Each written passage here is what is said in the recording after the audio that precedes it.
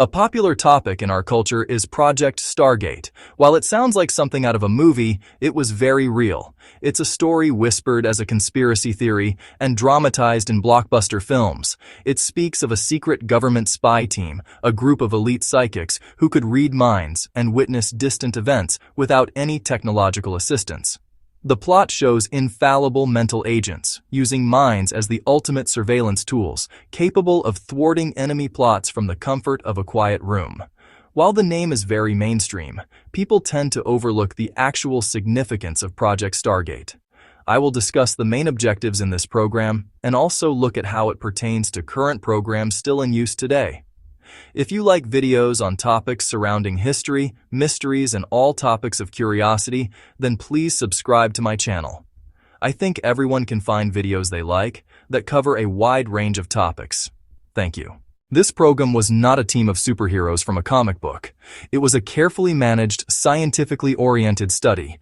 The core objective was to rigorously test whether certain individuals could collect useful, verifiable information about distant targets without using any of the 5 known senses. The work was methodical, filled with protocols and controls, and driven by a genuine, if skeptical, curiosity about the untapped potential of the human mind.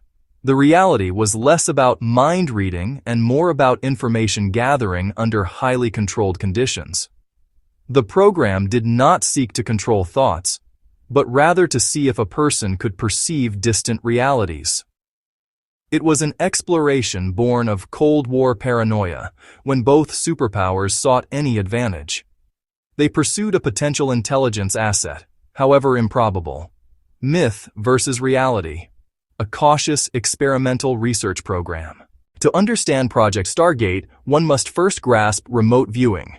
It is a claimed faculty to acquire and describe information about a target beyond normal senses. The target could be a place, an object, a person, an event, somewhere else in space and time. The viewer does not travel out of body. They remain conscious, using structured mental focus to perceive impressions of the target. It is disciplined, not random guessing. Remote viewing differs from telepathy and clairvoyance as popularly imagined. Viewers are blind to targets, often guided by a neutral monitor. They can describe shapes, colors, textures, sounds, and smells. They produce raw data for later comparison. Pioneers like Ingo Swann helped make it teachable and repeatable. The story begins in the tense atmosphere of the Cold War. In the early 1970s, reports suggested Soviet investment in psychotronic research, allegedly exploring telepathy and psychokinesis, perhaps to weaponize such abilities. A perceived SI gap created urgency in U.S. intelligence. In 1972, the CIA initiated a modest program at Stanford Research Institute in Menlo Park. Laser physicists Russell Targ and Harold Puthoff led early experiments with talented individuals, notably Ingo Swann. Intriguing results secured, continued, secret funding. Over 2 decades, the program moved from CIA to DIA and the U.S. Army. It operated under cryptic code names: Grill Flame, Sunstreak, and finally, Stargate. Shifting sponsorship reflected debates and uneven support. Secrecy was absolute. Identities guarded. Funding buried in unrelated lines. Secrecy protected the work, but blocked open scientific review, fueling controversy. The reality was quiet laboratories, detailed transcripts, skeptical oversight, not cinematic psychic duels. Its very existence shows how seriously unconventional possibilities were considered amid global rivalry. Stargate was not magic, but a systematic attempt to study an elusive human faculty. Primary objectives were pragmatic: verify the phenomenon, develop protocols, and pursue operational use. First, establish performance above chance over thousands of controlled trials. Second, recruit and train effective viewers with structured methods and feedback. Researchers tested environments and feedback to improve accuracy and consistency. The dream: on-demand psychic collection, like a satellite or human source. But reliability proved difficult to achieve and maintain. They attempted real intelligence problems. Locate downed Soviet bombers. Find American hostages overseas. Describe construction at foreign military sites. Track fugitives. It was a bold bridge from lab to espionage. Beyond operations, a broader aim: probe consciousness, non-local perception, intuition, and subliminal processing. Even without a perfect spy tool, the data might inform psychology, physics, and human nature. Stargate is also a story of people. Ingo Swann helped develop protocols. His early descriptions, including Jupiter before Pioneer 10, drew CIA funding. Pat Price produced some of the most celebrated and controversial sessions. He described a secret Soviet site and a giant gantry crane later seen in satellite imagery. His accuracy raised suspicions of prior access, never substantiated. Joseph McMoneagle, Remote Viewer 001, completed hundreds of operational missions and later published insider accounts. Work began at SRI, a respected think tank lending scientific legitimacy. Later, the military unit worked from dilapidated buildings at Fort Meade, quietly embedded near NSA headquarters. Far from high-tech movie lairs, the real rooms were small, isolated, and deliberately low profile. There, remarkable individuals tried to stretch the boundaries of mind and perception. Their tools were transcripts, protocols, and patience, not gadgets. An archive of attempts, successes, failures, and everything in between. Credibility hinged on rigorous methods minimizing fraud, guesswork, and sensory leakage. Commonly, double-blind protocols were used. A target sealed away, the viewer isolated, even the monitor kept blind. An outbound team visited a randomly selected location within driving distance. Viewers reported raw sensory data: shapes, textures, colors, sounds, smells. Avoid analysis that could contaminate the signal. All raw impressions formed the official session record. Independent judges, also blind, matched descriptions to sets of potential targets. A hit was a top-ranked match to the correct target. Scientists assessed significance across many trials, comparing results to chance.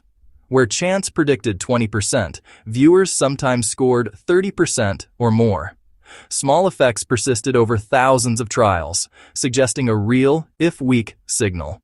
For proponents, that crack in the door warranted continued exploration. Results were a mix of stunning successes and frustrating failures.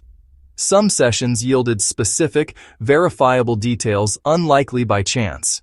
In one case, a viewer described a town and red-tiled building linked to a kidnapped American general. But many outputs were vague, ambiguous, or wrong. Inconsistency was the central problem. Intelligence decisions cannot rely on tools that work only some of the time. Lab studies showed small but significant effects, fueling debate.